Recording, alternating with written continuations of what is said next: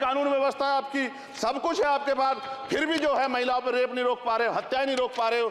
सुनो भाई, मैंने ध्यान से आपको सुना है, सुनिए जरा। No don't please. जिस दिन अम्बेडकरवादी गुस्सा हो जाएगा वो फिर इस सरकार को जो 24 में आ गई है वो आने वाले चुनाव में ऐसा सबक सिखाएगा कि दोबारा पलट के नहीं देख पाओगे। तो मैं, मेरे दाएं तरफ जो साथी बैठे उनको बुरा लगेगा, कर्नाटक में 14,732 करोड़ रुपए इन्होंने दूसरी योजना में लगा दिए और मध्य प्रदेश में आपने 95 करोड़ रुपए जो है दूसरे बजट में लगा दिए। हमारा जो मिलता है उसको तो मत छीनो भाई।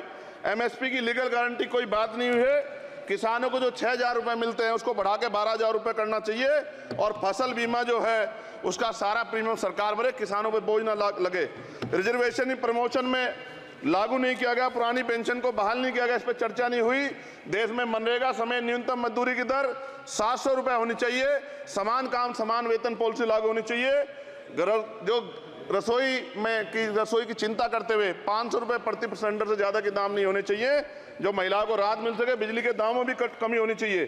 बेरोजगार युवाओं को 5,000 रुपए भत्ता मिलना चाहिए, जो बेरोजगार युवा जो है अपनी पढ़ाई या अपना खर्चा उठा सके। मैं अपने क्षेत्र के विषय में महोदय आपसे कहना चाहता हूं कि पश्चिम यूपी में नगीना में एक एम्स बनना चाहिए, एक IIT बननी चाहिए, एक IIM बनना चाहिए। नगीना लोकसभा में उद्योग धंधे लगने चाहिए। नगीना की कताई मिल जो है उसको पुनः शुरू कराना चाहिए। RRTC जो योजना है सरकार की उसको मेरठ से आगे बढ़ाकर मुजफ्फरनगर, सहारनपुर से नजीबाबाद नगीना होते हुए उसको नगीना तक ले जाना चाहिए। साथ साथ नजीबाबाद से मुंबई के लिए एक ट्रेन चलनी चाहिए और नगीना, श्योरा, किरतपुर में रेलवे के ओवरब्रिज बनने चाहिए। सभापति महोदय, सामाजिक न्याय मंत्रालय को 13,000 करोड़ रुपए दिए गए और जनजाति कार्य मंत्रालय को 13,000 करोड़ रुपए दिए, कुल 26,000 करोड़ रुपए, जो कुल बजट 48.20 लाख का लगभग 0.54% है। जबकि हमारी संख्या 25% से ज्यादा SC ST की और बहुजन समाज की मिलाओगे तो 85% से ज्यादा है।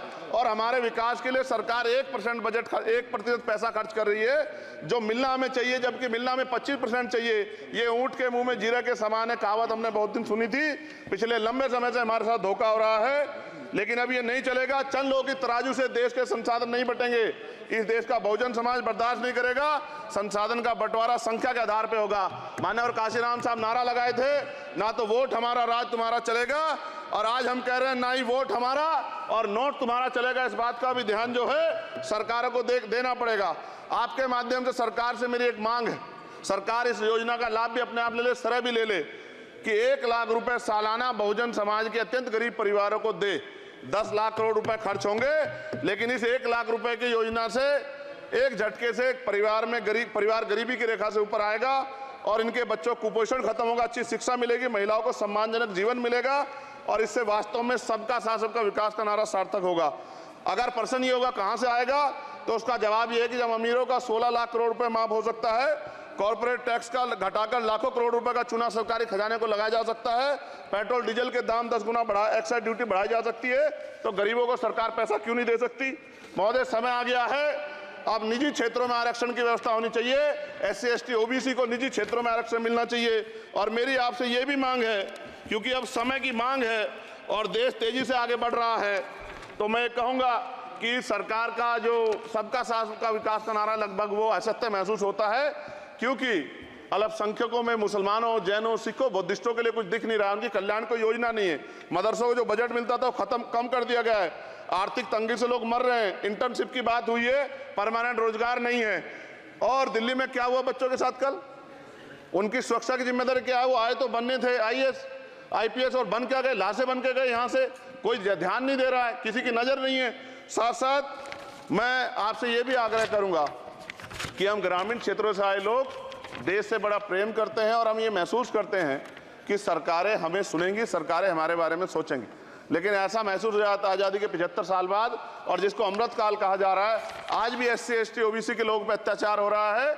अभी 2 दिन पहले गोली से उड़ा दिया गया गाजियाबाद में और राजस्थान में गर्दन काट दी गई। ये घटनाएं देख के डर लगता है, घर से निकलते हुए भी कि आने घर वापस लौटेंगे नहीं लौटेंगे। तो मेरा सरकार से आग्रह है, अगर आज़ादी के 75 साल बाद भी हमारी हत्या हो रही है, तो हमारी मां को भी दर्द हुआ होगा जब उसने हमें पैदा किया हो। हमारी बहनों को भी हमारे खोने का दर्द होता होगा।